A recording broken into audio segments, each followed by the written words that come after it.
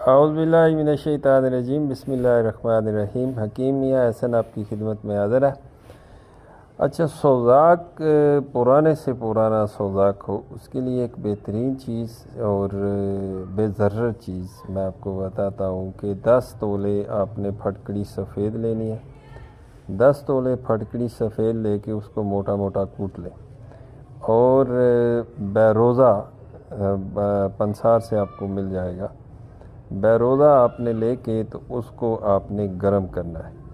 گرم کر کے تو آدھا گرم ہی آپ نے آدھا 5 تولے پھٹکڑی روغنی ہانڈی کے اندر نیچے رکھنی ہے، اوپر گرم بیروزہ کریں گے اور اس کو باریک کپڑے سے چھان لینا ہے۔ چھان کے تو اس کو گرم ہی اس کے اوپر جو ہے ڈال دینا ہے۔ باقی 5 تولے جو پھٹکڑی بقایا بچے گی اس کو آپ نے اس کے اوپر ڈال دینا ہے، بیروزے کے اوپر، یعنی درمیان میں بیروزہ آئے گا اور اوپر نیچے 5 تولے پھٹکڑی آئے گی۔ بیروزہ آپ نے 20 تولے دینا ہے۔